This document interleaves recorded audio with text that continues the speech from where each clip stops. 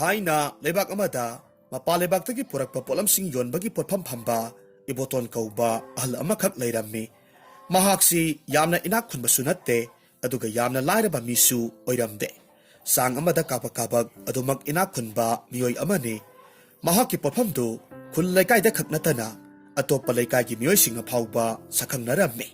maramasida mahaki potpamdu gi posesu yamna pharammi iboton gi amata poksaba masanupa malangba kauba amasu leirammi mahaksu mapagi potpamda pochai tamthok tamsin tauraga mapabunggi mateng panglammi adubu mapa masa anina potpamdubu ningthina senaba taragasu makhoigi potpamduda pot leiba lakpa migi masingna yamna henman kibana makhoi ani khaktana pottubu senabada yamna wana thoklammi maram asidagi ibotona masanupa malangbada hairammi ibungo ꯑꯩꯈꯣꯏꯒꯤ ꯄꯣꯠꯐꯝꯁꯦ ꯄꯣꯠꯁꯤꯠ ꯌꯥꯝꯅ ꯐꯃꯟꯈꯤꯕꯅ ꯏꯄꯥ ꯏꯆꯥ ꯈꯛꯇꯅ ꯃꯤꯌꯥꯝꯒꯤ ꯄꯣꯠꯆꯩ ꯇꯝꯅꯅꯕ ꯍꯣꯠꯅꯕꯁꯦ ꯌꯥꯝꯅ ꯋꯥꯅ ꯊꯣꯛꯂꯦꯅꯦ ꯍꯩ ꯑꯗꯨꯅ ꯌꯥꯔꯒꯗꯤ ꯑꯩꯈꯣꯏꯒꯤ ꯄꯣꯠꯐꯝꯁꯤꯗ ꯄꯣꯠꯆꯩ ꯇꯝꯊꯣꯛ ꯇꯝꯁꯤꯟ ꯇꯧꯕꯗ ꯃꯇꯦꯡ ꯄꯥꯡꯅꯅꯕ ꯑꯉꯥꯡ ꯑꯃ ꯄꯥꯝꯖꯩ ꯍꯥꯏꯗꯅ ꯆꯦꯄꯥꯎ ꯑꯃꯈꯛ ꯍꯣꯔꯦꯟ ꯅꯨꯃꯤꯗꯥꯡꯁꯦ ꯅꯪ ꯑꯃꯨꯛꯇ ꯆꯥꯏꯊꯣꯛꯂꯨꯆꯣꯀꯣ ꯍꯣꯏ ꯄꯥꯕ ꯑꯩꯍꯥꯛꯁꯨ ꯄꯥꯕꯅ ꯍꯥꯏꯔꯤꯕ ꯑꯗꯨꯝꯅ ꯑꯉꯥꯡ ꯑꯃꯇꯪꯗꯤ ꯊꯝꯁꯤ ꯍꯥꯏꯗꯅ ꯍꯥꯏꯖꯒꯦ ꯈꯜꯂꯝꯂꯤꯕꯅꯤ ꯍꯣꯔꯦꯟ ꯅꯨꯃꯤꯗꯥꯡ ꯋꯥꯏꯔꯝꯗꯣ ꯑꯩ ꯁꯣꯏꯗꯅꯃꯛ ꯆꯦꯄꯥꯎꯗꯣ ꯆꯥꯏꯊꯣꯛꯂꯨꯔꯒꯦ ꯑꯁꯨꯝꯅ ꯅꯨꯃꯤꯠꯇꯨꯒꯤ ꯅꯨꯃꯤꯗꯥꯡ ꯋꯥꯏꯔꯝꯒꯤ ꯃꯇꯝꯗ ꯃꯥꯂꯪꯕꯅ ꯆꯦꯄꯥꯎꯗꯨ ꯆꯥꯏꯊꯣꯛꯂꯝꯃꯤ ꯃꯊꯪꯒꯤ ꯅꯨꯃꯤꯠꯇ ꯃꯥꯂꯪꯕ ꯑꯃꯗꯤ ꯃꯍꯥꯛꯀꯤ ꯃꯄꯥꯕꯨꯡꯗꯨ ꯍꯥꯟꯅꯒꯤ ꯃꯇꯧꯒꯨꯝꯅ ꯑꯌꯨꯛ ꯉꯟꯅ ꯍꯧꯒꯠꯂꯒ ꯃꯈꯣꯏꯒꯤ ꯄꯣꯠꯐꯝꯗꯨ ꯊꯣꯡ ꯍꯥꯡꯗꯣꯛꯂꯝꯃꯤ ꯄꯣꯠꯐꯝꯗꯨ ꯍꯦꯛ ꯍꯥꯡꯗꯣꯛꯂꯕ ꯃꯇꯨꯡꯗꯗꯤ ꯅꯍꯥ ꯑꯣꯏꯔꯤꯕ ꯅꯨꯄꯥ ꯃꯆꯥ ꯑꯃꯈꯛ ꯃꯥꯂꯪꯕ ꯍꯣꯏꯒꯤ ꯄꯣꯠꯐꯝꯗꯨꯗ ꯆꯪꯁꯤꯜꯂꯛꯂꯝꯃꯤ ꯑꯗꯨꯒ ꯏꯕꯣꯇꯣꯟꯗ ꯍꯥꯏꯔꯝꯃꯤ ꯈꯨꯔꯥ ꯍꯣꯏꯒꯤ ꯄꯣꯠꯐꯝ ꯑꯁꯤꯗ ꯊꯕꯛ ꯁꯨꯕ ꯌꯥꯎꯅꯅꯕ ꯃꯤ ꯑꯃ ꯄꯥꯝꯃꯤ ꯍꯥꯏꯕꯤꯕ꯭ꯔꯣ ꯏꯕꯨꯡꯉꯣ ꯑꯩꯈꯣꯏꯒꯤ ꯄꯣꯠꯐꯝꯁꯦ ꯃꯁꯤꯗ ꯄꯣꯠꯆꯩ ꯇꯝꯊꯣꯛ ꯇꯝꯁꯤꯟ ꯌꯥꯎꯅꯅꯕ ꯅꯍꯥ ꯑꯃ ꯄꯥꯝꯃꯤ ꯍꯥꯏꯗꯅ ꯉꯔꯥꯡꯇ ꯆꯦꯄꯥꯎ ꯆꯩꯊꯣꯛꯈꯤꯕꯅꯤ ꯑꯗꯨꯕꯨ ꯉꯥꯏꯈꯣꯅꯦ ꯍꯩ ꯅꯍꯥꯛꯄꯨ ꯑꯩꯈꯣꯏꯒꯤ ꯄꯣꯠꯐꯝꯁꯤꯗ ꯊꯕꯛ ꯁꯨꯕ ꯌꯥꯎꯒꯦ ꯍꯥꯏꯗꯨꯅ ꯂꯥꯛꯂꯤꯕ꯭ꯔꯣ ꯍꯣꯏ ꯈꯨꯔꯥ ꯑꯩ ꯃꯐꯝꯁꯤꯗ ꯊꯕꯛ ꯁꯨꯅꯅꯕ ꯃꯤ ꯀꯧꯔꯤꯕꯗꯣ ꯌꯥꯔꯒꯗꯤ ꯑꯩ ꯑꯣꯏꯅ ꯈꯔ ꯌꯥꯎꯍꯟꯕꯤꯌꯨ ꯍꯣꯏ ꯅꯍꯥꯛꯅ ꯏꯍꯥꯟ ꯍꯥꯟꯅ ꯂꯥꯛꯄ ꯍꯥꯏꯕꯗꯣ ꯃꯗꯨꯃꯁꯨ ꯍꯦꯛ ꯊꯣꯛꯂꯦ ꯑꯗꯨꯅ ꯅꯪꯒꯤ ꯈꯨꯔꯥꯅꯅꯦ ꯊꯕꯛꯁꯤꯕꯨ ꯅꯉꯣꯟꯗ ꯍꯦꯛꯇꯃꯛ ꯍꯥꯞꯄꯤꯔꯒꯦ ꯑꯗꯨꯕꯨꯅꯦ ꯅꯍꯥꯛꯅ ꯑꯩꯒꯤ ꯑꯃꯗꯤ ꯄꯣꯠꯐꯝꯁꯤꯗ ꯄꯣꯠ ꯆꯩ ꯂꯩꯕ ꯂꯥꯛꯂꯤꯕ ꯃꯤꯑꯣꯏꯁꯤꯡꯗ ꯅꯨꯡꯉꯥꯏꯔꯣꯏꯗꯕ ꯊꯕꯛ ꯑꯃꯠꯇꯗꯤ ꯇꯧꯕ ꯌꯥꯗꯦꯀꯣ ꯍꯣꯏ ꯈꯨꯔꯥ ꯅꯁꯥ ꯑꯩ ꯄꯨꯝꯅꯃꯛ ꯚꯥꯞ ꯇꯥꯖꯔꯦ ꯑꯩꯍꯥꯛ ꯈꯨꯔꯥ ꯍꯣꯏꯒꯤ ꯑꯃꯗꯤ ꯃꯤꯌꯥꯝꯒꯤ ꯋꯥꯈꯜ ꯅꯨꯡꯉꯥꯏꯔꯣꯏꯗꯕ ꯀꯔꯤꯁꯨ ꯇꯧꯖꯔꯣꯏ ꯍꯣ ꯑꯗꯨꯅꯤꯗꯅ ꯐꯔꯦ ꯑꯗꯨꯗꯤ ꯂꯥꯛꯑꯣ ꯅꯍꯥꯛꯁꯨ ꯉꯁꯤꯗꯒꯤ ꯊꯕꯛꯁꯦ ꯌꯥꯎꯔꯔꯣ 이해 ꯑꯩꯗꯤ ꯏꯀꯥꯎ ꯍꯦꯛ ꯀꯥꯎꯔꯨꯔꯦꯗꯅ ꯅꯠꯇꯦ ꯅꯪꯒꯤ ꯃꯤꯡꯕꯨ ꯀꯔꯤ ꯀꯧꯕꯒꯦ ꯈꯨꯔꯥ ꯑꯩꯒꯤ ꯃꯤꯡꯗꯤ ꯑꯄꯤꯛ ꯀꯧꯏ ꯑꯣ ꯑꯄꯤꯛ ꯀꯧꯏ ꯍꯥꯏꯕ ꯁꯦ ꯑꯄꯤꯛ ꯌꯦꯡꯉꯣꯏ ꯃꯥꯡꯗ ꯂꯦꯞꯄꯤꯕ ꯅꯌꯥꯝꯕꯁꯦ ꯑꯩꯍꯥꯛꯀꯤꯅ ꯍꯦꯛ ꯄꯣꯛꯆꯕ ꯏꯆꯥꯅꯨꯄꯥꯅꯤ ꯃꯍꯥꯛꯅ ꯅꯉꯣꯟꯗ ꯄꯣꯠ ꯆꯩ ꯇꯝꯊꯣꯛ ꯇꯝꯁꯤꯟ ꯇꯧꯕꯒꯤ ꯃꯔꯝꯗ ꯇꯥꯛꯆꯔꯅꯤꯀꯣ ꯑꯗꯨꯒ ꯅꯍꯥꯛꯅ ꯈꯪꯗꯕ ꯂꯩꯔꯕꯁꯨ ꯅꯌꯥꯝꯕꯁꯤꯗ ꯑꯗꯨꯃꯛ ꯍꯪꯉꯨꯀꯣ ꯑꯄꯤꯛꯁꯨ ꯍꯣꯏ ꯍꯥꯏꯔꯝꯃꯤ ꯑꯗꯨꯒ ꯃꯥꯂꯪꯕꯁꯨ ꯑꯄꯤꯛꯄ ꯍꯦꯛ ꯄꯣꯛꯃꯤꯟꯅꯕ ꯃꯅꯥꯎꯅꯨꯄꯥ ꯑꯃꯒꯨꯝꯅ ꯌꯥꯝꯅ ꯂꯨꯅ ꯆꯥꯅ ꯇꯧꯕꯤꯔꯝꯃꯤ ꯃꯇꯧ ꯑꯁꯨꯝꯅ ꯃꯇꯝ ꯈꯔꯗꯤ ꯍꯧꯈ꯭ꯔꯦ ꯍꯧꯖꯤꯛꯇꯤ ꯑꯄꯤꯛ ꯃꯥꯂꯪꯕꯒꯤ ꯄꯣꯠꯐꯝꯗꯨꯕꯨ ꯅꯤꯡꯊꯤꯖꯅ ꯁꯦꯟꯅꯕ ꯉꯝꯂꯦ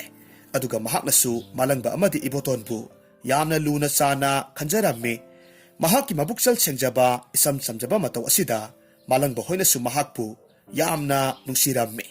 ꯅꯣꯡꯃꯒꯤ ꯅꯨꯃꯤꯠꯇ ꯏꯕꯣꯇꯣꯟꯗꯨ ꯌꯥꯝꯅ ꯃꯊꯥ ꯁꯥꯅ ꯃꯍꯥꯛꯀꯤ ꯄꯣꯠꯐꯝꯗꯨꯗ ꯆꯪꯁꯤꯜꯂꯛꯂꯝꯃꯤ ꯃꯄꯥꯒꯤ ꯃꯇꯧꯗꯨꯗ ꯃꯥꯂꯪꯕꯅ ꯇꯞꯅ ꯍꯪꯂꯝꯃꯤ ꯄꯥꯕꯕꯨ ꯄꯣꯠ ꯆꯩ ꯂꯧꯔꯨꯅꯤ ꯍꯥꯏꯗꯅ ꯈꯨꯔꯥ ꯇꯣꯝꯕꯒꯤꯗ ꯄꯥꯕꯕꯨ ꯆꯠꯈꯤꯕꯗꯥꯏꯅꯦ ꯑꯗꯨꯒ ꯀꯔꯤꯒꯤꯅꯣ ꯑꯗꯨꯛ ꯋꯥꯈꯜ ꯅꯨꯡꯉꯥꯏꯇꯅ ꯍꯜꯂꯛꯂꯤꯕꯗꯨꯕꯣ ꯏꯕꯨꯡꯉꯣ ꯅꯍꯥꯛꯀꯤ ꯈꯨꯔꯥ ꯇꯣꯝꯕꯗꯣ ꯃꯁꯥ ꯌꯥꯝꯅ ꯀꯟꯅ ꯉꯝꯍꯧꯗ꯭ꯔꯦ ꯑꯗꯨꯅ ꯃꯄꯥ ꯂꯩꯕꯥꯛꯇꯒꯤ ꯑꯩꯈꯣꯏꯒꯤ ꯌꯣꯟꯅꯅꯕ ꯄꯣꯠ ꯆꯩꯗꯣ ꯃꯍꯥꯛ ꯂꯧꯕ ꯆꯠꯄ ꯉꯝꯗ꯭ꯔꯕ ꯃꯥꯜꯂꯦ ꯃꯔꯝ ꯑꯁꯤꯗꯒꯤꯅꯤ ꯑꯩꯅ ꯌꯥꯝꯅ ꯃꯊꯥ ꯁꯥꯅ ꯍꯜꯂꯛꯂꯤꯕꯁꯦ ꯑꯗꯨꯗꯤ ꯀꯝꯗꯧꯅꯤ ꯄꯥꯕ ꯄꯣꯠꯐꯝꯗ ꯌꯣꯟꯒꯗꯕ ꯄꯣꯠ ꯆꯩꯁꯤꯡ ꯑꯁꯤꯗꯤ ꯂꯣꯏꯁꯤꯜꯂꯛꯀꯗꯧꯔꯦ ꯑꯗꯨꯒ ꯀꯔꯤꯒꯨꯝꯕ ꯃꯤꯌꯥꯝꯅ ꯄꯣꯠ ꯂꯩꯕ ꯂꯥꯛꯂꯒ ꯌꯥꯎꯗ꯭ꯔꯦ ꯍꯥꯏꯔꯨꯔꯕꯗꯤ ꯑꯩꯈꯣꯏꯒꯤ ꯄꯣꯠꯁꯤꯠꯁꯦ ꯍꯟꯊꯈꯤꯒꯗꯧꯔꯤꯕꯅꯤ ꯃꯗꯨꯗꯅꯤ ꯑꯩꯅ ꯍꯦꯟꯅ ꯋꯥꯈꯜ ꯋꯥꯔꯤꯕꯁꯦ ꯑꯗꯨꯕꯨꯅꯦ ipana khanbada hayengse hizau ama tonglaga ai hektamak chatlage aduga pochai singdo ai oina hektamak mireibagtagi laururage I paba pabadi mafam duda hana amuktasu chatpanatri aduga hizau duda tonggadoriba adusu yam khraba miyam amani aduna pabana kamdawna sel mayam du puraga nathanta chatkadoribano paba sumai torasi pochai lawa chatpado ai oina chatlage karigumba hizau duda huranba dakuga yoramlabasu aidi na hanina makoina aigi sel mayamdo munana ba hotnarabasu aina laina makoiga panaba ngamdoribane ngaiko ibungo chatkadoriba khongchatse ipa isana hana amuktasu chatkhiba natri aduna hadakti khongchatse ipa oina chatlurage aduga huranba dakuga haibadudi hojiki matamsidadi toina bolaitrabanida aduna ne nahakna toina henasu wakhal warugano mapabongna asumna hairaba aduda malangbasu hojikti wafamdu yarame matau asumna mathangi numitta iboton potfamdubu masanupa malangba amadi apik makhoi anida ningthina yengsinnaba hairamlaga sel ngakta yawba khaw anikhak puraga hizau thangliba mafamdu tana chatkhre makhoigi lekaidudagi hizau thangpham adugadi phana sangnadi lapnaribani adubu mahak lambida lakpa sagol gari ama tonglaga hizau thangpham aduda pangwa wadana yawba ngamlammi mahakna mafamduda yoksilakpa matamdadi supnatangi hizau ama khaktang leirammi masidagi mahakna hizaudugi manakta prap sangsilammi hidugi mapududa hairammi ibungo nahaki hisida aisu tonglaga amuktang yawjahauge aise mapalebakta pochai khara leiba chatkadabani yaragadi aisu nahaki hisida amukta yawjahauge ibotongi wadu tarubada hi mapu tomalna yamna usitaba maong amada khumlaklammi ahal aigi hisidi miyam hondok khunjin tongnanaba hi na tene hei nakhoi miyamna thabak chathok chasin tongnanaba hizau ani ahumdudi ngasai ayuk anganbada chatnakhrabani nate ahalbu thabak chatkadaba oirabadi kharanganasu marakpa yadabro ibungo aihakti chatkadoriba khongchatse aihaki oinadi punsigi ahanba oigadoribani aduna hi mayamdo karamba matamda chatpage haibadusu aidi hana khanghaudre adubune ibungona yaragadi nahaki hiduda aihakpusu amukta puraga chatpiyu ai nahaki hida tongbagi awamaldo matik sana piganida ahal nahakpu sel kayam yawjarakpage ibungo aise mapalebagtagi yonba yaba pochai khara aduk leiba chatawribani aduna nakhoigi hisida tongbagi awamaldudi aina matik sana piba ngamganida ibotongi wadu tarubada phatraba tomaldu mabukningda phattaba loksing amakhak khanba hauraklammi maramaduna mahaki khongburoi oina chatminagadoriba hiduda yawriba nupasing aduda tapna hairammi hai inausa ahalsi yengbada sen yamna yaromgadaba maline hai aduna mahakpu aikhoigi hisida tohanbire hairaga horen mangondagi sel mayamdo mullaga lahausi haibabu nakhoigi kari wakhan khanbage nupa mayam adudagi amana khumlakhi yamba madudi aikhoina hek pamjaba thabak adumak thokledana aikhoidi leibak asigi miyoisu natabanina kana amatanasu alsidagi aikhoina sel mulhore haibase khangadabasu natte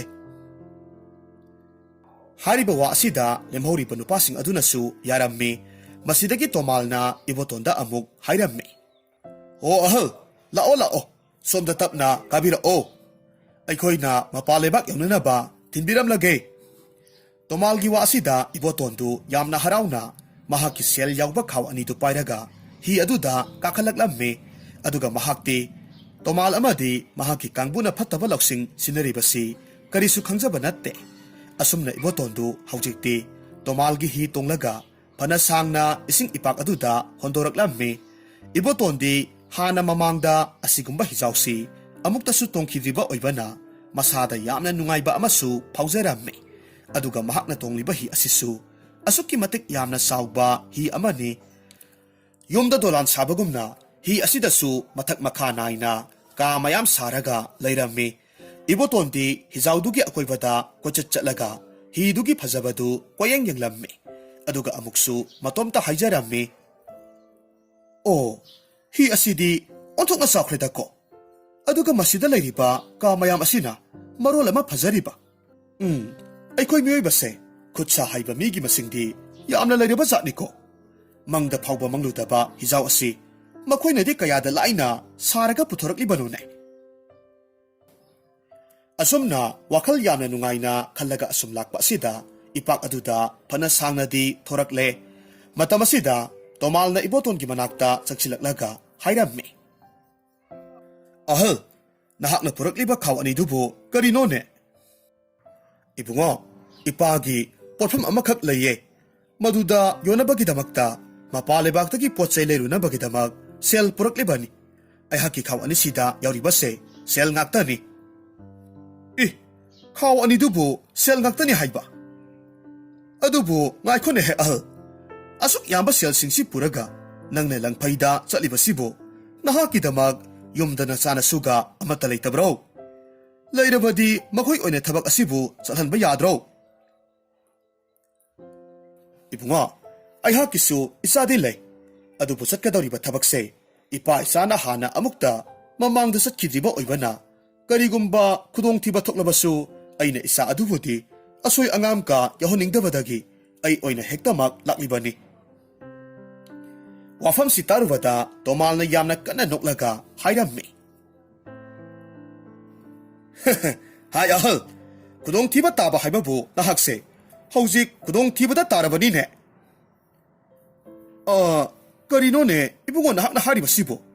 aidi wakal ama taba ngamdre he ahal nahak ngaihak tangdangaire wakal tarakadaba kadai nahak sel yawba khaw ani do aingonda pithoraklo ibungo aihak sel sidi karigi damak nakhoida pigadoribano nakhoigi hi tongbagi atong mandudi aino horen mapal lebak yoba kanda adom soidana mag piragadabani hai ahal aikoina haribase nahaki khaw ani du da yauriba sel singdo loinamak pira o haibani karigumma masida nahakna marai mara tawdana leirabadi nahaki thawaido mangbana tana atopa lambi amatta leiroidabani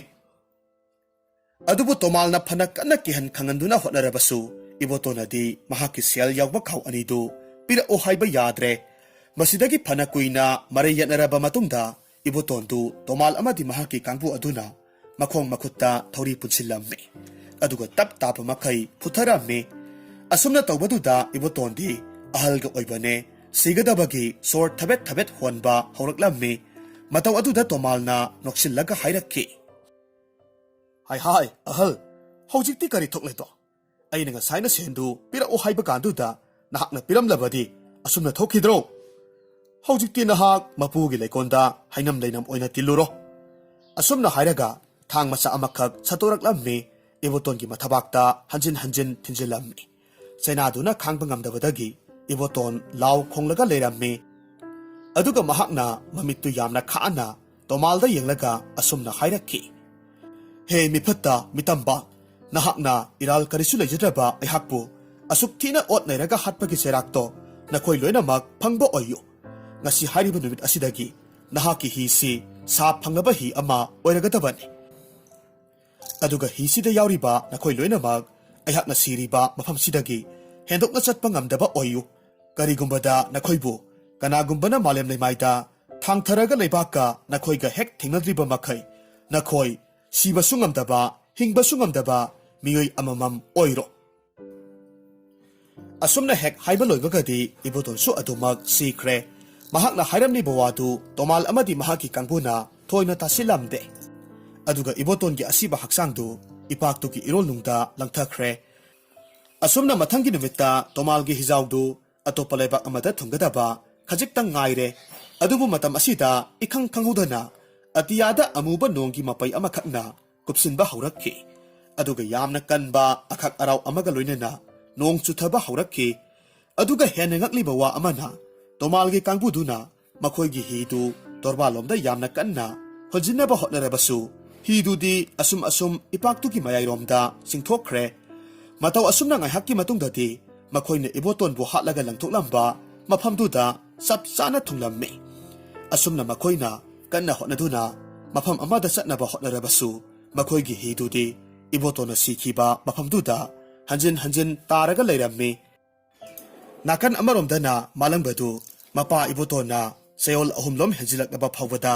halaktraba aduda yamna nungsa thiramme aduga mahak mitkup amatasu pothaba ngamlamde mahaki asigumba matausi apiknasu loinamak khanglamme masidagi mahakna malangbada hairamme iyamba nahakna wakhal waribadu aisu loinamak khangi khuragi mawa mapau amata taba phangtre haiduna asumna asum laisinbasidi asumba oiro aduna nanau aigi wakaldadi makhoigi hijau mayam ama thanglaga leiriba mafamduda hektamak chatpiraga hijau singadugi mapusing aduda khurabu thengnabiba yorakpra haidana haifetang hanglubana phagadra khalido nahakna haribado aisu khalamlibane adudi phare apik nahakna ne pothomsing ase ningthina amuktang yengsilamo aihak hijau thangphamduda chatlaga amuktang hanglukhige masidagi malangbadu thuna yangna sagol gari ama tonglaga hijau thangpham adomda laklamme mahakna lakpa matamdudi ayukki anganba matam oibana hijau mayamdu amata chatlamdre masidagi mahakna hijau singaduda changlaga mapabung ibotongi maramda hangjaramme adubu kana amatana khangi ui haibadi hairaklamde masidagi malangbadu wakhal yamna nungaitana torban aduda phamlaga leikhre mahaki mataududa hijau amagi mapu oiba nupa amana yengbada yamna nungairamde maram asidagi nupaduna malangbagi manakta sangsilaktuna tapna hanglamme ibungo nahakna napabung dubu thiribasibu natte mahakpu aikhoigi sida thangliba hijausinga sida tonglaga mapa lebakka chatkhibro hoitada aikhoi papado potphamda yonanaba potchei khara leirugani haiduna mapa lebakta chatkhibani adudi ngaikho nahakki papana chatkhiba numit amadi matam gadi nahakpu ningsinglibro tada ningsingli asi haiduna mahakna mapabung ibotona mayum thadokkiba numit amadi karamba matamda kayam ngana thokkiba haibana singdu nupa aduda hairamme masidagi nupa aduna hairamme ibungo nahakna hariba numitudi aikhoidi yamna nganna mafamsi thadoktuна chatle aduga ehakta sunatana leihoriba hijau mayam sisu numit adudi yamna nganna mapalebakta chatnaribani adubone aina singnaba amadi leye ibungo tadana singnaribado karino haibadu amukta haibiyu ibungo numit aduda atopa lebaktagi lakpani haibra karino aikhoigi asigumna sauba hijau asigumba amakhak aikhoina mafamse thadoklaga laknaba matungda makhoidi adumak leihoribani tan charabadi madugi hidudaga nahaki pabado tonglaga chalambasu yariba zatni adudi leihoriba hidugi mapududi tada hoiga khangnabibra madudi aikhoisu khangdrene he adubune numit aduda aikhoigi hida tonglakpa miyoisingna hainabadadi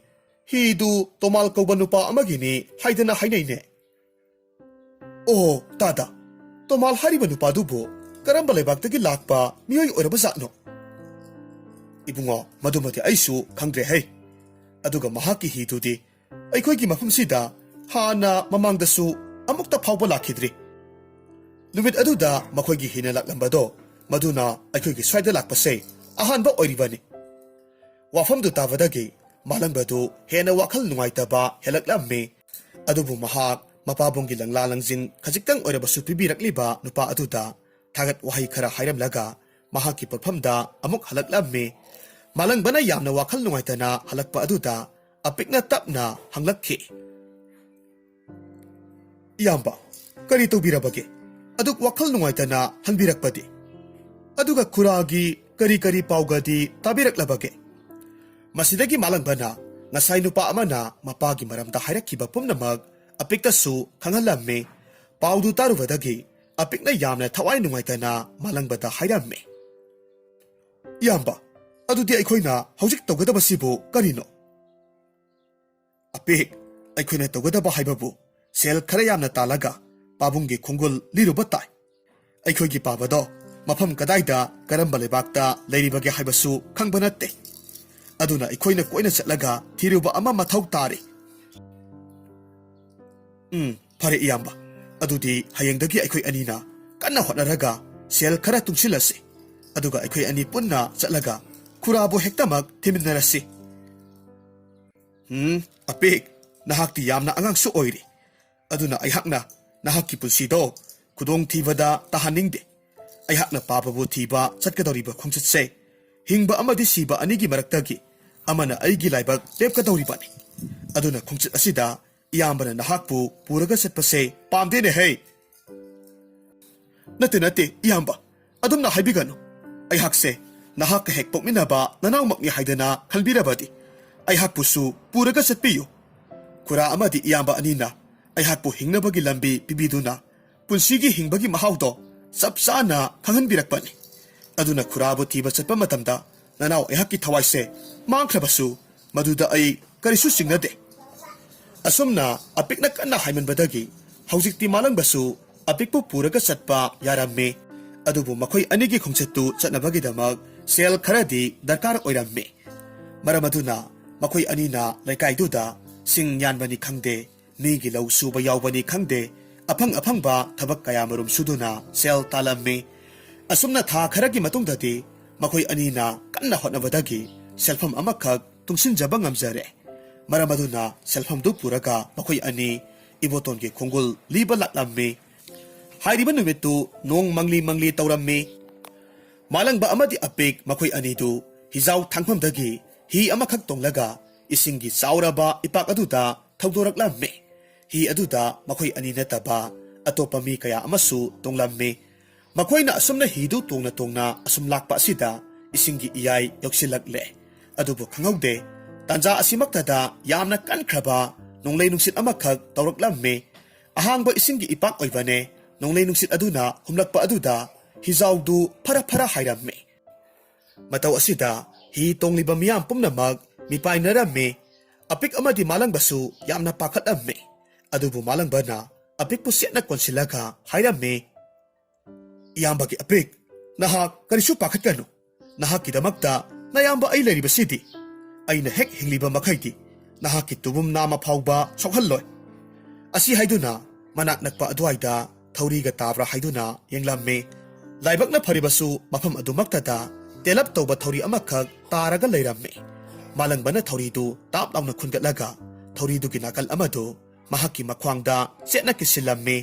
ꯑꯗꯨꯒ ꯊꯧꯔꯤꯗꯨꯒꯤ ꯑꯇꯣꯞꯄ ꯅꯥꯀꯜ ꯑꯗꯨꯕꯨꯅ ꯑꯄꯤꯛꯇ ꯄꯤꯔꯒ ꯍꯥꯏꯔꯝꯃꯤ, ꯁꯦ, ꯃꯁꯤꯒꯤ ꯊꯧꯔꯤꯁꯦ ꯅꯍꯥꯛꯀꯤ ꯈ꯭ꯋꯥꯡꯗꯨꯗ ꯂꯩꯖꯕꯤ ꯊꯥꯗꯅ ꯀꯤꯁꯤꯜꯂꯨ꯫ ꯃꯁꯤꯅ ꯀꯔꯤꯒꯨꯝꯕ ꯍꯣꯔꯦꯟ ꯍꯤꯁꯤꯅ ꯑꯇꯦꯛ ꯑꯀꯥꯏ ꯌꯥꯎꯔꯛꯄ ꯇꯥꯔꯒꯁꯨ ꯏꯆꯤꯜ ꯏꯅꯥꯎꯗꯤ ꯇꯣꯈꯥꯏ ꯇꯥꯈꯤꯒꯗꯕꯗꯒꯤ ꯀꯟꯒꯗꯧꯔꯤꯕꯅꯤ꯫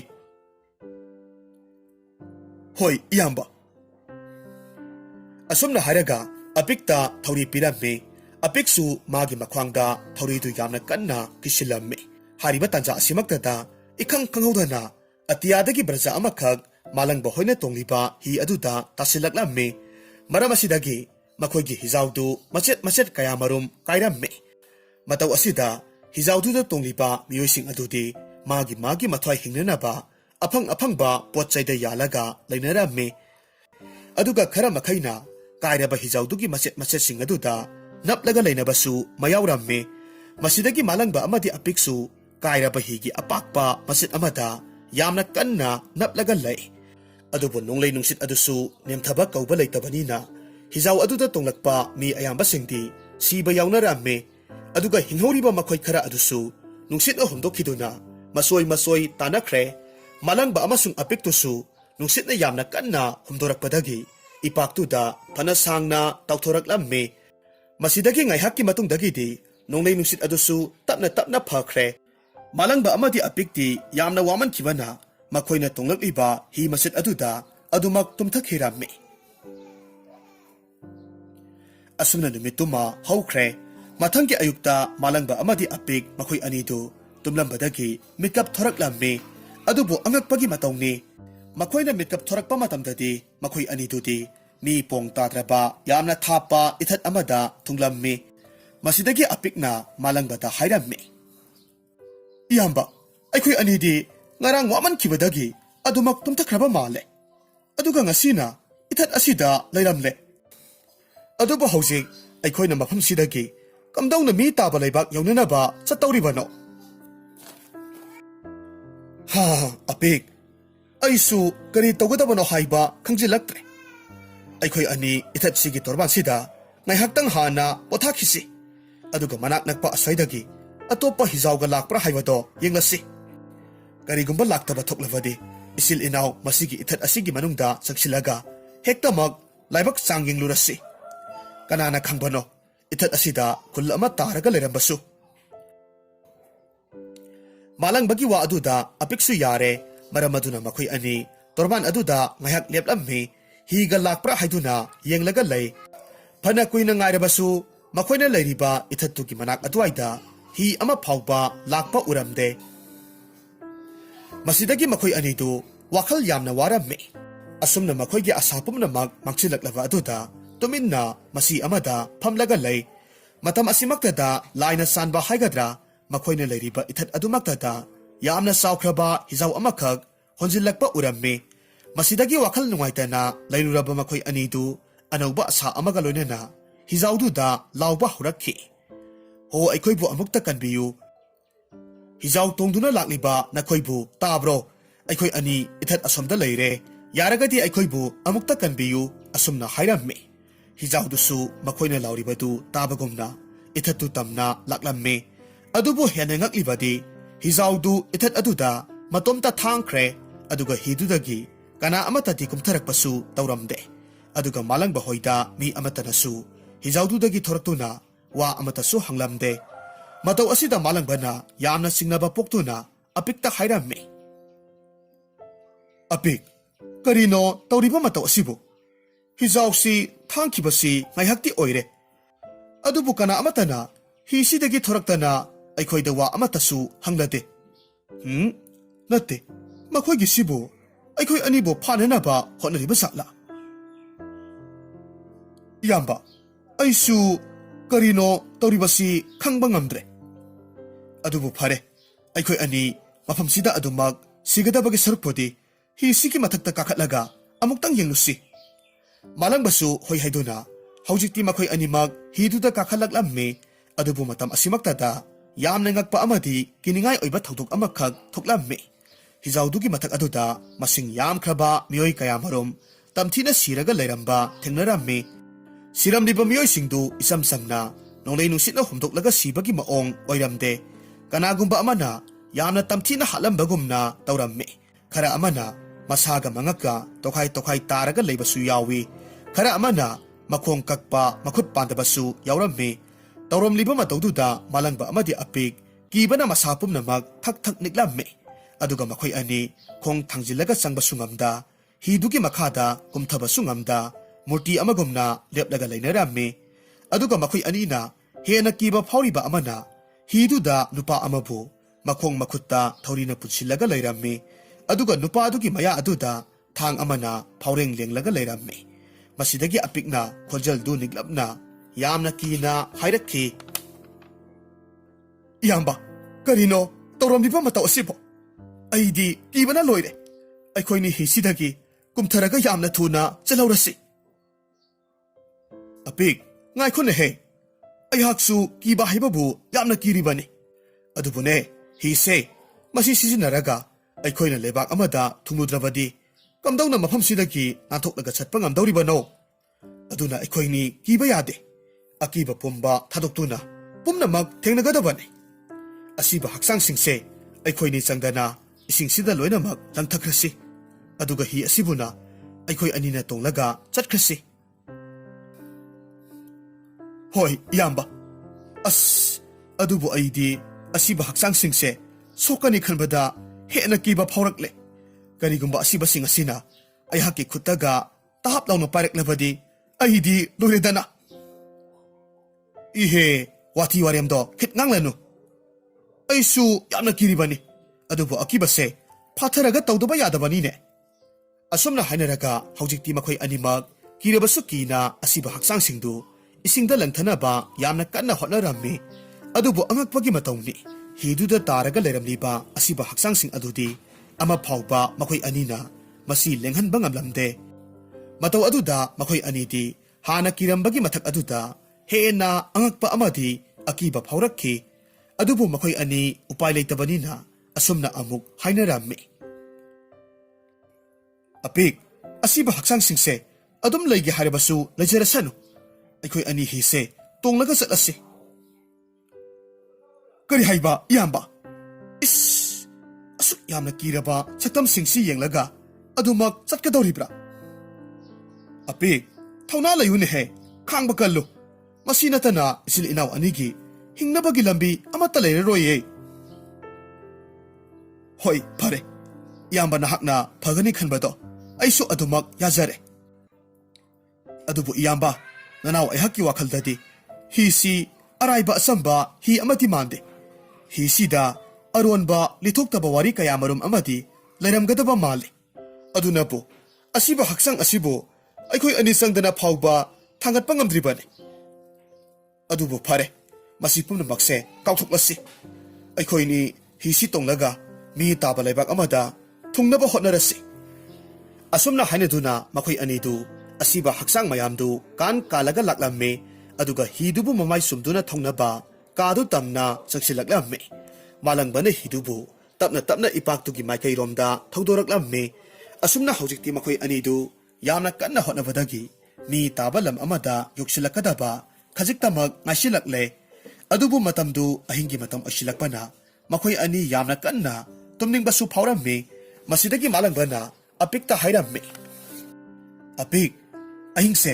yamnasu thenkraba male waga wabane tumningbanasu loirehe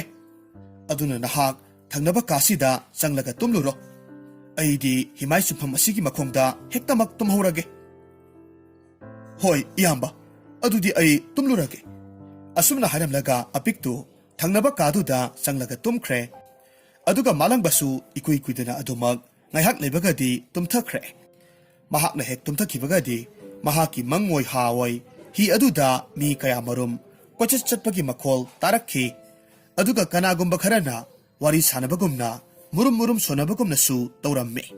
hariba makhol mayamsi malangbanasu kharadi loinamak taramme adubu mahakti waman khibana mamit pangthuklaga yengbadi adumak ngamlamde asumna ahingdu haukhre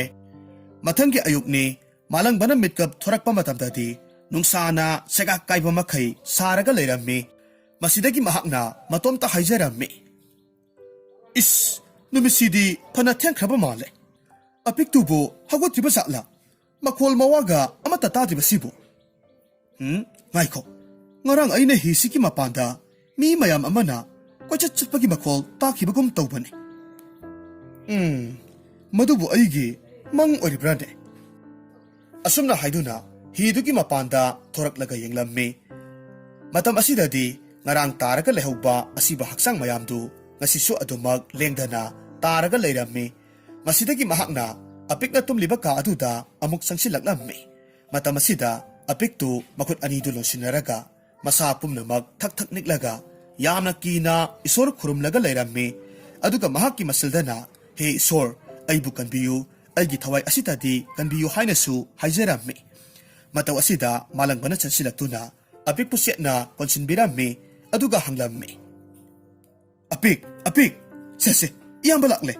nate nahakpu kari tawba yarobage adu kina leiramniba asibo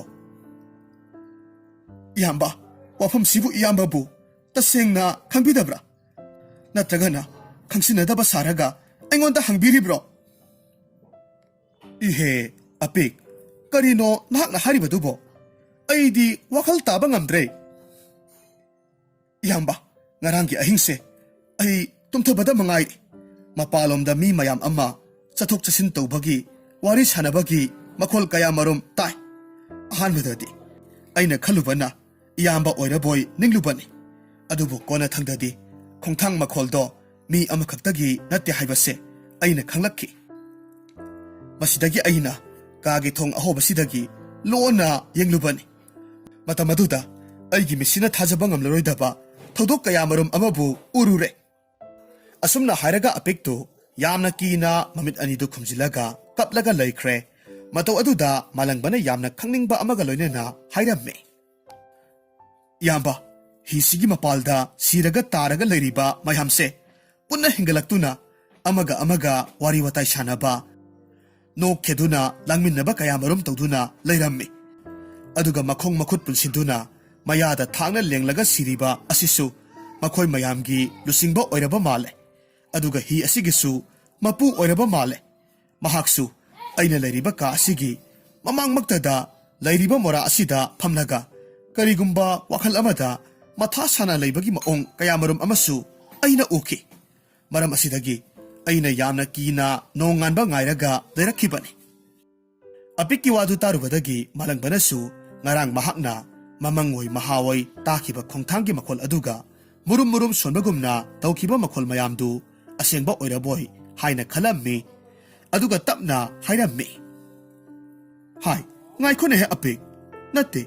nahakna haribu wasing asibu tasengna asumba wara. Natragana nahakna kivadagi nahaki mitta masin marang panguda ubadi natte ko. Iyamba, natte. Ngarang aina ukiba singdo aina kibadagi panguda ukiba natte. Tasengna makki asiba mayamse hingalakibani. Adubo apik makoina tasengba makki hingatkiba makta oirabadi kamdauna hojik ayuk asida amuk loinamak siraga leiramgadoribano. Iyamba, madumadi aisu kamdauna no haibadu khangdre. Adubo aigi wakhalda makhoi mayam asigi bhut olaba thawaisinga duna hi sibu senaraga leiba oigani haidana aina khalli. Kari haiba bhut oini haiba. Nangi wado ai thajaba ngamde. Bhut oiramba thoknabadi makhoigi hisida aikhoi anina lotlaga leiri haibase makhoinasu soidanamak khangdoribani. Adubu makhoina aikhoi ani leiri haiba phawba khangdriba asinadi makhoise bhutti sukoi oiramlaroi. Aikhoi anina khangdaba aronba wari amadi hisida leiba male. Phare masi pumnamakse oiningba oirasanu aikhoi anidi thauna hanba yate. Aduna mi taba lebak amada hana amukta thungnaba honakisi. Asumna hainaduna makhui anidu hiduba thauraga satnanaba sem saramme. Adubu matam asimaktasu yamna ngakpa thodok amakhak thoklamme. Ngarang makhui anina hidu thauraga lakpa matamdadi mi taba lebak amada thunggadaba khajiktang ngaihorabani. Adubu makhoina hojik hidu thaunaba yenglakpa matamdadi ngarang makhui anina leiramba ithat adugi manak oirapna hidu masi lengdana amuk leiramle. Tauriba mataw asida malangba amadi apik yamna ngakna amana amada yengnaraga lei. Aduga apikna amuk malangbada hairammi. Iyamba, aidi tasengna akiba phawre. Ngarang aikhoi anina yamna wana honaduna hidu thauraga lakpadagi mi taba leibak ama thunggadaba khajiktang ngaihorabani. Aduga hojikna ithat asigi manakta amuk leiramle. Tauriba mataw asibu karino khanbada nanaw aidi wakhal choiba misak ama haibado oigadawre. Apik nangna ngasai haikibado asumba oirakadaba male. Hisida leiriba asiba mayamse ngarangi ahingda makhoigi thawaido bhut olaga leiramba soidanamak oiniye. Adubu aikhoini hojik hisi thadoklaga chatpadi yadre. Karigumba hise masi tonglaga chatrabadi aikhoi ani hingnabagi lambidi atopa leite. Aduna hingle phare sire phare laibak sangengba haibaduni hisi tonglaga adumak chatkhisi. Malangbagi wa adusu apikna yare masidagi makhoi anina hisibu amuk mi taba laibak amada yaunanaba yamna kanna thaurakki. Adubu matamdi asum thingjalakpana ngasisu makhoi anidu mi taba laibak yauba ngamdana numit tasinkre. Masidagi makhoi anidu hidugi ka amada changsilaknaga tuminna lotlaga lei. Adubu phana thenglaba phawbada asiba haksang singadu hingalaklamde. Adubu ngaihak leragadi hidugi mapalda mi mayam amana chatpagi khongthanggi makhol taba haurakki. Mataw asida malangba amadi apikti kibana loikre. Adubu makhoigi akiba singdu phatharaga tapna kadugi thonggi manakta changsilaklammi. Kadugi ahoba amadagi mapangi oiriba saktam singdu yengnaba hotnarammi. Matam asida hidugi mapanda pibam siraga leiramlaba miyam singdu loinamak hingatnaraklammi magi mathau tawraga leinarammi aduga mayada thangna lenglaga leiba yamna akibagi saktamda siriba nupa adusu kanagumba miyoi kharaga wari sanaraga leirammi mataw asida apikti yamna kimanwadagi masinda kari leiwano khangdaba leiwa khara sonba hauraklammi mataw aduda malangbana hanglammi apik karino nahakna nasinda solibadubu iyamba tapna ngangbiyune mapanda leiriba butsing asina takiba thoklabadi aikhoini soidanamak siba tare aina toribase asiba thawaising asina aikhoini na leiriba ka asida changlakpa ngamdanabane laiwa solibane o laiwa solibane haiba adubu ngaikhone he nahakti bhut pretna sangba ngamdanaba laiwa sidi matau karamna hairiba iyamba aigi ipudo yamna aphauba maiba ama oirammi mahakna hinglingegi matamda laiwa asimadi masunupa ingonda takpirambani aduna ihakna laiwa asibu khanglibani makhoi anina asumna wari saraga leiringai mapanda leiriba asiba hakchang mayamdusu makhoi masel amaga marai yen aduna khanaba horaklammi aduga miyoi khara amanadi makhoi lusingbo oiriba nupa aduda yamna saungna asumna hairammi hai tomal haiba mi phatta na maram oiduna aikhoi su haujikti hi sidagi thokpa ngamdana adumak leire nahakse yamna phattaba misak amani asumna hairammi tomal na hairammi hai nakhoi ngangi saliba mayamdo kanmalli pharabasu phatrabasu ayakse hi sigi hibuni aduga nakhoi gina lusingbo oiriba misak amani tawkhiba thabak pumnamakse nakhoi gisu ayaba yauduna tawkhiba ngaktani aduga haujikna awaba taraba kan asida aingoda khakta iral thangjinbadudi nakhoi su langa dawribani aikhoi adu ada amata khangde aikhoi bu sa phanglaba hi asidagi nathok hanbiro asumna makhoi masel launa duna khanarame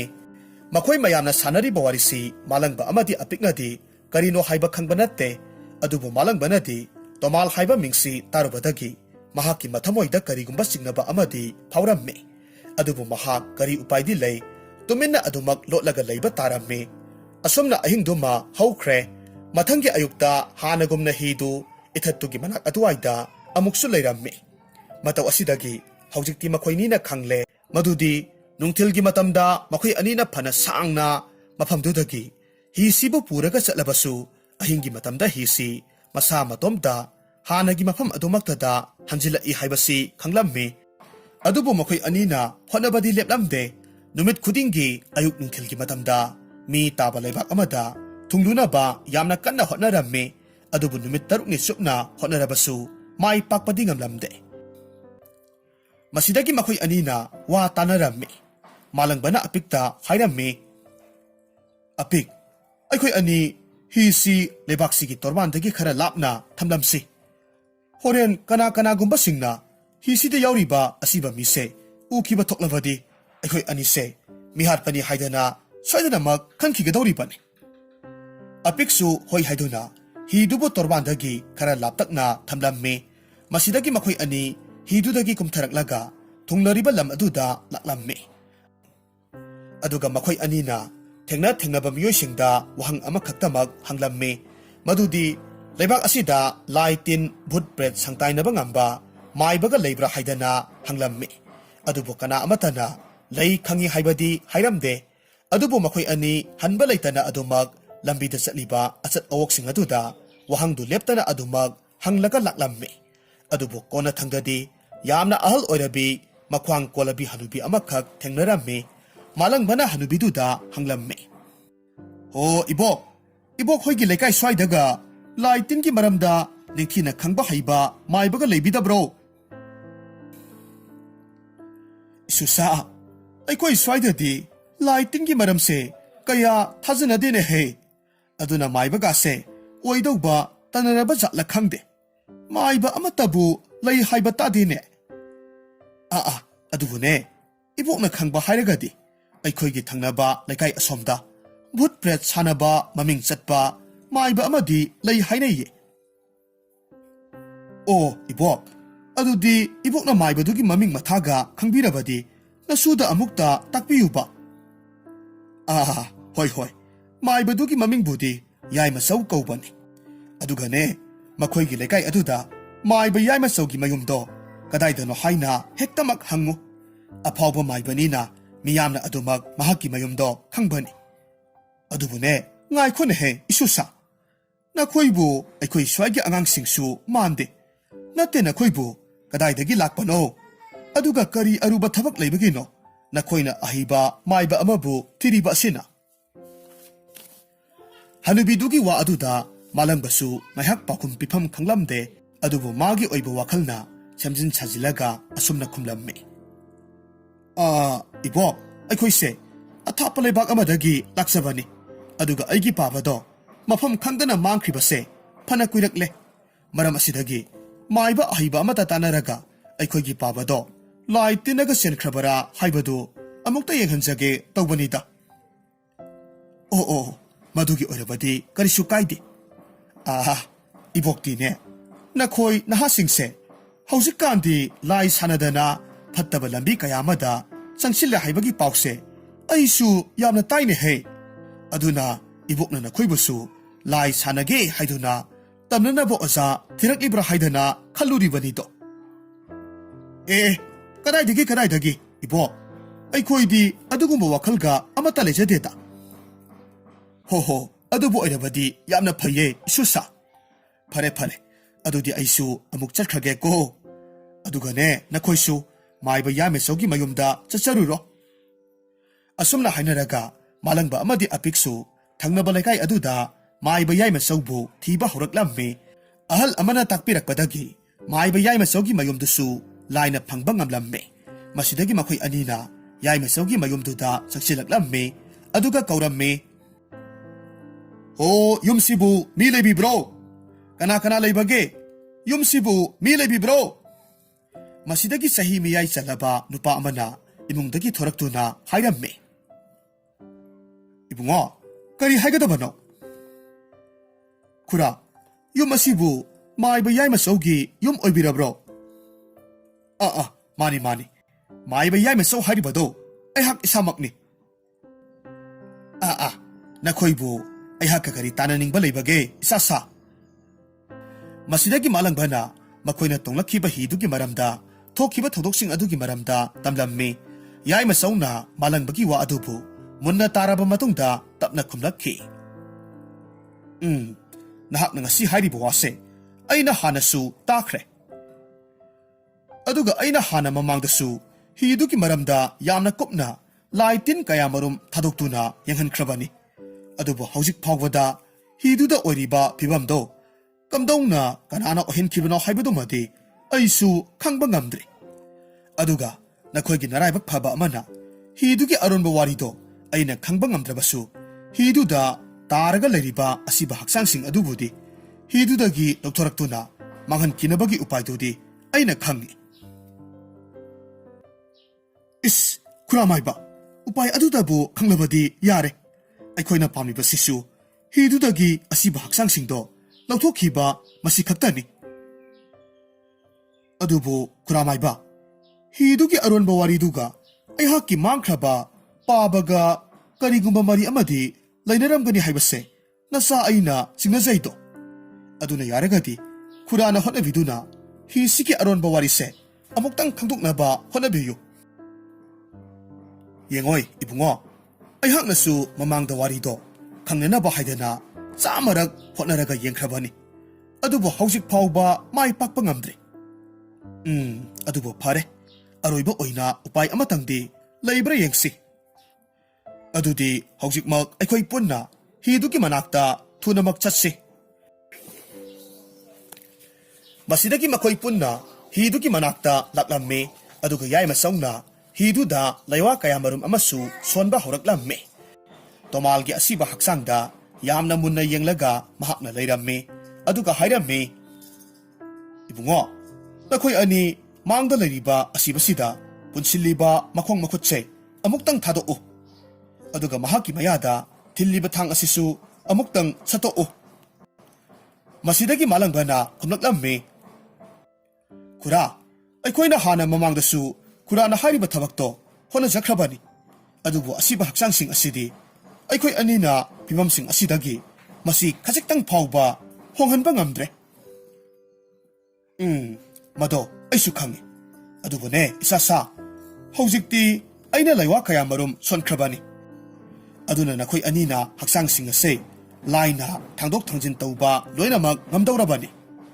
ꯑꯗꯨꯅ ꯑꯩꯅ ꯍꯥꯏꯔꯤꯕ ꯊꯕꯛꯁꯦ ꯑꯃꯨꯛꯇ ꯍꯥꯟꯅ ꯇꯧꯔꯨꯈꯣ ꯃꯥꯂꯪꯕ ꯑꯃꯗꯤ ꯑꯄꯤꯛꯁꯨ ꯌꯥꯏꯃꯆꯧꯅ ꯍꯥꯏꯔꯤꯕ ꯑꯗꯨꯃꯛ ꯇꯧꯔꯝꯃꯤ ꯑꯉꯛꯄꯅꯤ ꯃꯈꯣꯏ ꯑꯅꯤꯅ ꯇꯣꯃꯥꯜꯒꯤ ꯃꯌꯥꯗ ꯊꯤꯜꯂꯤꯕ ꯊꯥꯡꯗꯨ ꯍꯦꯛ ꯁꯠꯇꯣꯛꯂꯨꯕꯒꯗꯤ ꯇꯣꯃꯥꯜꯒꯤ ꯃꯌꯥꯗꯒꯤ ꯏ ꯃꯌꯥꯝ ꯑꯃꯈꯛ ꯑꯣꯔꯛꯂꯝꯃꯤ ꯑꯗꯨꯒ ꯁꯤꯔꯒ ꯂꯩꯔꯝꯕ ꯃꯍꯥꯛꯇꯨ ꯁꯣꯔ ꯊꯕꯦꯠ ꯊꯕꯦꯠ ꯍꯣꯜꯂꯒ ꯍꯥꯏꯔꯛꯈꯤ ꯏꯁ ꯀꯔꯤꯅꯣ ꯇꯧꯔꯤꯕ ꯃꯇꯧꯁꯤꯕꯨ ꯍꯧꯖꯤꯛ ꯑꯁꯤꯗꯤ ꯑꯌꯨꯛ ꯅꯨꯡꯊꯤꯜꯒꯤ ꯃꯇꯝꯅꯤꯅ ꯅꯠꯇꯦ ꯑꯩꯕꯨ ꯁꯥꯞꯁꯤꯗꯒꯤ ꯅꯥꯟꯊꯣꯔꯛꯂꯕ꯭ꯔꯥꯅꯦ ꯃꯇꯧ ꯑꯁꯤꯗ ꯃꯥꯂꯪꯕ ꯑꯃꯗꯤ ꯑꯄꯤꯛ ꯃꯈꯣꯏ ꯑꯅꯤꯗꯨꯗꯤ ꯀꯤꯕꯣꯏ ꯈꯪꯕꯣꯏ ꯌꯥꯏꯃꯆꯧꯒꯤ ꯃꯅꯥꯛꯇ ꯆꯦꯟꯁꯤꯜꯂꯛꯂꯝꯃꯤ ꯃꯁꯤꯗꯒꯤ ꯌꯥꯏꯃꯆꯧꯅ ꯇꯣꯃꯥꯜꯗ ꯍꯪꯂꯝꯃꯤ ꯍꯥꯏ ꯇꯣꯃꯥꯜ ꯅꯍꯥꯛꯁꯤ ꯁꯥꯞ ꯑꯗꯨꯗꯒꯤ ꯅꯥꯟꯊꯣꯔꯛꯂꯕ ꯃꯤꯁꯛ ꯅꯠꯇꯦ ꯑꯗꯨꯕꯨ ꯅꯈꯣꯏꯒꯤ ꯍꯤꯁꯤꯗ ꯊꯣꯛꯈ꯭ꯔꯤꯕ ꯑꯔꯣꯟꯕ ꯋꯥꯔꯤꯗꯣ ꯈꯪꯅꯅꯕꯒꯤꯗꯃꯛ ꯑꯩꯅ ꯀꯟꯅ ꯍꯣꯠꯅꯗꯨꯅ ꯅꯍꯥꯛꯄꯨ ꯑꯩꯅ ꯋꯥꯈꯜ ꯇꯥꯍꯜꯂꯛꯄꯅꯤ ꯑꯗꯨꯅ ꯅꯍꯥꯛꯅ ꯅꯈꯣꯏꯒꯤ ꯍꯤꯁꯤꯒꯤ ꯋꯥꯔꯤꯗꯣ ꯂꯤꯔꯒ ꯑꯩꯈꯣꯏꯕꯨ ꯑꯃꯨꯛꯇ ꯈꯪꯍꯜꯂꯨ ꯇꯣꯃꯥꯜꯅ ꯈꯨꯝꯂꯛꯈꯤ ꯑꯣ ꯑꯗꯨꯗꯤ ꯅꯍꯥꯛꯇꯤ ꯏꯁꯣꯔꯒ ꯆꯥꯡꯗꯝꯅꯕ ꯌꯥꯕ ꯃꯥꯏꯕ ꯑꯃꯅꯤꯗꯅ ꯑꯗꯨꯗꯤ ꯐꯔꯦ ꯅꯈꯣꯏꯗ ꯑꯩꯒꯤ ꯋꯥꯔꯤꯁꯦ ꯁꯣꯏꯗꯅꯃꯛ ꯂꯤꯔꯒꯦ ꯑꯗꯨꯕꯨ ꯅꯈꯣꯏꯅꯁꯨ ꯑꯩ ꯑꯃꯗꯤ ꯑꯩꯒꯤ ꯃꯔꯨꯞꯁꯤꯡ ꯑꯁꯤꯕꯨ ꯁꯥꯞ ꯑꯁꯤꯗꯒꯤ ꯀꯣꯛꯍꯟꯕꯤꯔꯝꯃꯨ ꯍꯥꯏꯔꯤꯕ ꯋꯥ ꯑꯁꯤꯗ ꯌꯥꯏꯃꯆꯧ ꯑꯃꯗꯤ ꯃꯥꯂꯪꯕꯅꯁꯨ ꯌꯥꯔꯝꯃꯤ ꯃꯁꯤꯗꯒꯤ ꯇꯣꯃꯥꯜꯅ ꯏꯕꯣꯇꯣꯟꯒ ꯊꯦꯡꯅꯈꯤꯕ ꯑꯃꯗꯤ ꯃꯍꯥꯛꯄꯨ ꯍꯥꯠꯇꯨꯅ ꯏꯁꯤꯡꯗ ꯂꯪꯊꯣꯛꯈꯤꯕꯒꯤ ꯋꯥꯔꯤ ꯄꯨꯝꯅꯃꯛ ꯇꯝꯂꯛꯈꯤ ꯑꯁꯨꯝꯅ ꯑꯍꯜꯗꯨꯅ ꯍꯦꯛ ꯁꯤꯈꯤꯕ ꯅꯨꯃꯤꯠ ꯑꯗꯨꯗꯒꯤ ꯑꯩꯈꯣꯏ ꯂꯣꯏꯅꯃꯛ ꯑꯍꯜꯗꯨꯒꯤ ꯁꯥꯞ ꯐꯪꯗꯨꯅ ꯋꯥꯅ ꯂꯩꯔꯛꯂꯤꯕꯅꯤ ꯑꯩꯈꯣꯏꯅ ꯐꯅ ꯀꯟꯅ ꯍꯣꯠꯅꯗꯨꯅꯁꯨ ꯑꯍꯜꯗꯨꯕꯨ ꯍꯥꯠꯇꯨꯅ ꯂꯪꯊꯣꯛꯂꯝꯕ ꯃꯐꯝꯗꯨꯗꯒꯤ ꯃꯁꯤ ꯂꯦꯡꯕ ꯉꯝꯗꯅ ꯂꯩꯔꯛꯂꯤꯕꯅꯤ ꯑꯗꯨꯕꯨ ꯅꯣꯡꯃꯗꯤ ꯑꯩꯈꯣꯏ ꯃꯁꯦꯜꯒꯤ ꯃꯔꯛꯇ ꯅꯤꯡꯉꯥꯏ ꯁꯪꯗꯥꯅꯕ ꯀꯌꯥꯃꯔꯨꯝ ꯇꯧꯔꯛꯄꯗꯒꯤ ꯑꯩꯈꯣꯏ ꯃꯁꯦꯜ ꯑꯃꯅ ꯑꯃꯕꯨ ꯍꯥꯠꯅꯕ ꯍꯧꯔꯛꯈꯤ ꯑꯗꯨꯒ ꯑꯩꯍꯥꯛꯄꯨꯁꯨ ꯃꯈꯣꯏ ꯃꯌꯥꯝ ꯆꯪꯗꯅ ꯁꯥꯞ ꯑꯁꯤꯒꯤ ꯍꯧꯔꯛꯐꯝꯁꯤ ꯑꯩꯅꯅꯤ ꯍꯥꯏꯗꯅ ꯇꯝꯊꯤꯕ ꯃꯤꯍꯥꯠ ꯑꯁꯤꯗ ꯍꯥꯠꯈꯤꯕꯅꯤ ꯑꯗꯨꯕꯨ ꯑꯌꯨꯛ ꯅꯨꯡꯊꯤꯜꯒꯤ ꯃꯇꯝꯗꯗꯤ ꯑꯩꯈꯣꯏꯁꯦ ꯁꯤꯕ ꯇꯥꯔꯕꯁꯨ ꯅꯨꯃꯤꯗꯥꯡꯒꯤ ꯃꯇꯝꯗꯗꯤ ꯑꯍꯜꯗꯨꯒꯤ ꯁꯥꯞ ꯑꯗꯨꯅ ꯃꯔꯝ ꯑꯣꯏꯔꯒ ꯑꯩꯈꯣꯏꯁꯤ ꯂꯣꯏꯅꯃꯛ ꯍꯤꯡꯒꯠꯂꯛꯂꯤꯕꯅꯤ ꯃꯔꯝ ꯑꯁꯤꯅ ꯑꯩꯈꯣꯏꯁꯦ ꯁꯤꯕ ꯅꯥꯏꯗꯅ ꯑꯗꯨꯒ ꯍꯤꯡꯕꯁꯨ ꯉꯝꯗꯅ ꯑꯗꯨꯃꯛ ꯋꯥꯅ ꯂꯩꯔꯛꯂꯤꯕꯅꯤ ꯃꯥꯂꯪꯕ ꯑꯃꯗꯤ ꯑꯄꯤꯛꯇꯤ ꯏꯕꯣꯇꯣꯟꯕꯨ ꯍꯥꯠꯈꯤꯕꯒꯤ ꯋꯥꯔꯤꯗꯨ ꯇꯥꯔꯨꯕꯗꯒꯤ ꯌꯥꯝꯅ ꯁꯥꯎꯅꯤꯡꯂꯝꯃꯤ ꯑꯗꯨꯒ ꯃꯥꯂꯪꯕꯅ ꯇꯣꯃꯥꯜꯗ ꯃꯃꯤꯠ ꯈꯥꯅ ꯌꯦꯡꯂꯒ ꯍꯥꯏꯔꯝꯃꯤ ꯉꯁꯤ ꯅꯈꯣꯏꯅ ꯑꯣꯏꯔꯤꯕ ꯐꯤꯚꯝꯗꯣ ꯅꯈꯣꯏꯒꯤ ꯅꯔꯥꯜ ꯑꯗꯨꯒꯤꯁꯨ ꯆꯞ ꯆꯥꯕ ꯆꯩꯔꯥꯛꯅꯤ ꯅꯈꯣꯏꯅ ꯃꯔꯥꯜ ꯂꯩꯖꯗ꯭ꯔꯕ ꯑꯩꯒꯤ ꯄꯥꯞ ꯑꯗꯣ ꯀꯌꯥꯗ ꯃꯤꯅꯨꯡꯁꯤ ꯂꯩꯇꯅ ꯍꯥꯠꯇꯣꯛꯄꯤꯈ꯭ꯔꯤꯕꯅꯣ ꯑꯗꯨꯅ ꯅꯈꯣꯏꯗꯤ ꯑꯁꯨꯝꯅ ꯋꯥꯅ ꯉꯧꯔꯒ ꯂꯩꯕꯗꯣ ꯃꯁꯤꯅꯕꯨ ꯍꯦꯟꯅ ꯐꯩ ꯃꯍꯥꯛꯅ ꯍꯥꯏꯔꯛꯂꯤꯕ ꯋꯥ ꯑꯁꯤꯗꯒꯤ ꯍꯧꯖꯤꯛꯇꯤ ꯇꯣꯃꯥꯜꯅ ꯃꯥꯂꯪꯕꯁꯤ ꯃꯈꯣꯏꯅ ꯍꯥꯠꯈꯤꯕ ꯏꯕꯣꯇꯣꯟꯒꯤ ꯃꯆꯥꯅꯨꯄꯥꯅꯤ ꯍꯥꯏꯕꯁꯤ ꯈꯪꯂꯝꯃꯤ ꯃꯔꯝ ꯑꯁꯤꯗꯒꯤ ꯇꯣꯃꯥꯜꯅ ꯃꯥꯂꯪꯕꯗ ꯑꯃꯨꯛ ꯈꯨꯔꯨꯝꯂꯒ ꯀꯞꯂꯒ ꯍꯥꯏꯖꯔꯝꯃꯤ ꯃꯔꯨꯞ ꯏꯔꯥꯜꯅ ꯏꯄꯣꯠ ꯐꯥꯔꯕ ꯑꯩꯍꯥꯛꯄꯨ ꯅꯍꯥꯛꯅ ꯑꯃꯨꯛꯇꯗꯤ ꯉꯥꯛꯄꯤꯌꯨ ꯀꯔꯥꯝ ꯆꯥꯎꯕ ꯁꯦꯜ ꯇꯕꯨ ꯃꯤꯇꯥꯔꯨꯕ ꯃꯤꯁꯛ ꯑꯃ ꯑꯣꯏꯔꯨꯕꯅ ꯑꯐ ꯐꯠꯇ ꯀꯔꯤꯃꯠꯇ ꯑꯩꯅ ꯈꯟꯊꯕ ꯉꯝꯍꯧꯗ꯭ರೆ ꯍꯧꯖꯤꯛꯇꯤ ꯑꯩꯍꯥꯛꯅ ꯂꯪꯖꯈꯤꯕ ꯏꯔꯥꯜꯗꯨꯒꯤ ꯆꯞ ꯆꯥꯕ ꯃꯍꯩ ꯐꯪꯂꯦ ꯃꯔꯨꯞꯅ ꯑꯩꯕꯨ ꯅꯨꯡꯁꯤꯕꯤꯗꯨꯅ ꯑꯩꯒꯤ ꯉꯥꯛꯄꯤꯐꯝ ꯊꯣꯛꯇ꯭ꯔꯕ ꯏꯔꯥꯜꯁꯦ ꯑꯃꯨꯛꯇꯗꯤ ꯉꯥꯛꯄꯤꯌꯨ ꯃꯤꯅꯨꯡꯁꯤ ꯆꯥꯎꯕ ꯃꯥꯂꯪꯕꯅꯤ ꯇꯣꯃꯥꯜꯅ ꯀꯞꯂꯒ ꯃꯔꯥꯜ ꯌꯥꯖꯔꯕ ꯑꯗꯨꯗ ꯃꯥꯂꯪꯕꯅꯁꯨ ꯍꯧꯖꯤꯛꯇꯤ ꯃꯍꯥꯛꯄꯨ ꯉꯥꯛꯄꯤꯔꯝꯃꯤ ꯃꯁꯤꯗꯒꯤ ꯃꯥꯂꯪꯕꯅ ꯇꯣꯃꯥꯜꯗ ꯃꯈꯥ ꯇꯥꯅ ꯍꯪꯂꯛꯂꯝꯃꯤ ꯐꯔꯦ ꯍꯧꯖꯤꯛꯇꯤ ꯅꯈꯣꯏꯕꯨ ꯁꯥꯞꯇꯨꯗꯒꯤ ꯅꯥꯊꯣꯛꯅꯕ ꯂꯝꯕꯤꯗꯣ ꯑꯩꯉꯣꯟꯗ ꯍꯥꯏꯔꯣ ꯑꯩꯍꯥꯛꯅ ꯈꯨꯔꯥꯃꯥꯏꯕꯁꯤꯒꯤ ꯃꯇꯦꯡꯗꯒꯤ ꯅꯈꯣꯏꯕꯨ ꯁꯥꯞ ꯑꯁꯤꯗꯒꯤ ꯀꯟꯕꯤꯔꯝꯂꯒꯦ ꯌꯥꯝꯅ ꯅꯨꯡꯉꯥꯏꯔꯦ ꯃꯔꯨꯞ ꯑꯩꯈꯣꯏꯕꯨ ꯁꯥꯞ ꯑꯁꯤꯗꯒꯤ ꯀꯟꯕꯤꯒꯦ ꯍꯥꯏꯔꯕꯗꯤ ꯑꯩꯈꯣꯏꯒꯤ ꯑꯁꯤꯕ ꯍꯛꯆꯥꯡꯁꯦ हि असिदगी पुथबिदुना मालेम इमागी लेमाइदा थंबियु मधु ओइबा तारबदी सिरबा अखोगी हक्सांगसे उफुल ओंधुना मांखरगनी अदुगा अखोगी इथक्ता लैरिबा साप असिबुसु पुन्ना कोखरगनी फरे अदुदी नहाकना हारिबा असिमग अखोइना पांथुकलगे तोमालना हाइरक्खी अदुबु मरुप अई वा अमतंगदी नंगोंदा हाइजगे Masibu nahakna yadaba tawbinu. Horen aikoina upul onkraba matamaduda ayaki hizaukse marup nahaki oijaro. Aduga hisigi makha ithang thangba ka aduda ayakna miyamdagi munkiba sanalupa sel mayamdo pairaga leiribani. Hairiba sanalupa amadi sel mayamdu nahaki nafamda aina pirabani.